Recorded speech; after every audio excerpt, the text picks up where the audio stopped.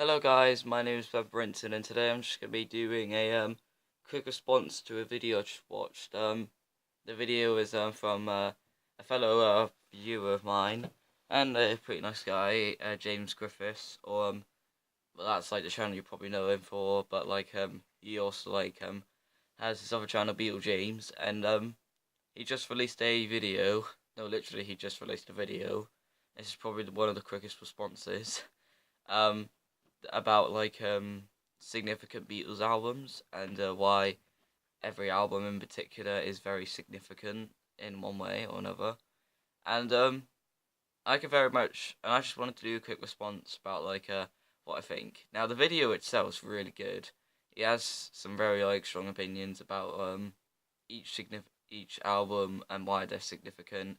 Because I can very much agree with some of his statements, but I like to add a few of my own opinions just to expand a bit more, expand some thoughts. So a thing that which I find very significant about probably every Beatles album, which isn't related to the music in a way, is probably the album covers. Now, this is probably because the album covers are very famous. All of the album covers I've kind of seen all the time, from album covers like Please Please Me, Rubber Soul, Revolver, um, Let It Be, Abbey Road, and Sergeant Pepper, of course. But yeah, these album covers are quite inspired a lot of people, as well as these album covers has also as well been very much been parodied over time for the past, I guess, 50 years now, apart from Let It Be, which hasn't quite been 50 years yet, and also as well Abbey Road and The White Album. I also wanted to address Magical Mystery Tour and Yellow Submarine. Now, I'd say Yellow Submarine because it's probably the first and only Beatles album which is related to a animated film, which that being the fantastic, probably one of my all-time favorite films, Yellow Submarine from the Beatles. And not only that, but also as well, I'd say it's the first Beatles album which has which one side is all tracks like Yellow Submarine and stuff like that, and the other side is orchestral work from George Harrison, I believe, and I believe that's the first album from the Beatles which has a side which is original songs. Well, not really original songs because Yellow Submarine was on Revolver, and I believe a few other songs on the album were scattered sometimes some other places, but there are a few original songs in Yellow Submarine. But I digress. And the other side being orchestral work, really. And Magical Mystery Tour, I believe, there's not really too much which is quite significant about it, but I'd say it's probably the first globally recognised EP from the Beatles. Now there have been EPs released in the US and all that, and have been a few mini preview 7 inches in the UK, like Twist and Shout, and I believe a few for Beatles for Sale as well.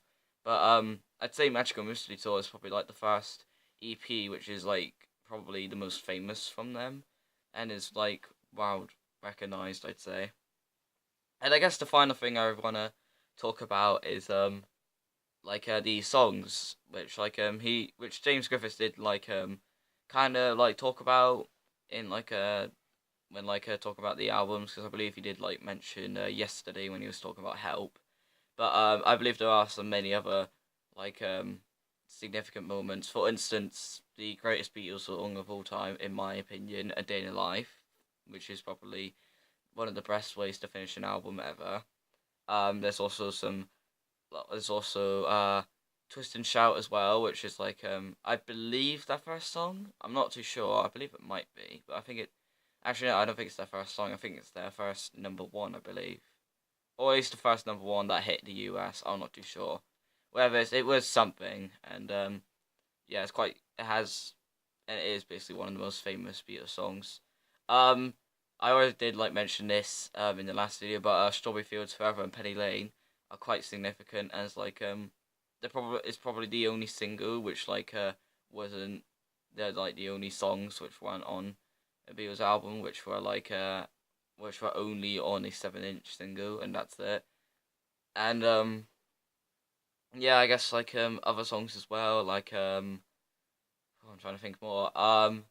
The live performance they did. I forgot what it was called, but like they were on top of like a building.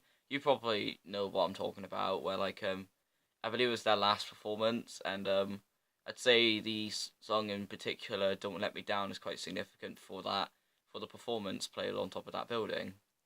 I forgot where it was, but I just thought I might say. And I guess like a few other songs I might as well mention. God, I'm trying to think now. I guess "Let It Be" as well is quite significant for like being probably their, I believe, their last single, I believe. And also as well, just thinking of one more song because it is quite hard thinking of Beatles songs. I guess "Yellow Submarine" as well is quite significant too, as it is like probably like usually one of the people's like some people it's like their first song that they've listened to from the Beatles, which is kind of the same for me because "Yellow Submarine" was the first song I ever heard from the Beatles. And then after that, I think it was "Let It Be," and then "Yesterday," and now I just decided to like jump into the albums really. And yeah, that's pretty much it. I just wanted to like mention it. I literally don't even have like I usually only have like one Beatles album. That's Abbey Road, if I know. I believe it's like a 1970s pressing. I believe it's from 77, I believe. But anyways, those that's just my thoughts. Like I said, check out James Griffith's video because he pretty much does a great job explaining it. The camera moved in. Anyways, my name is Ben Britton, and I shall see you later. Bye bye.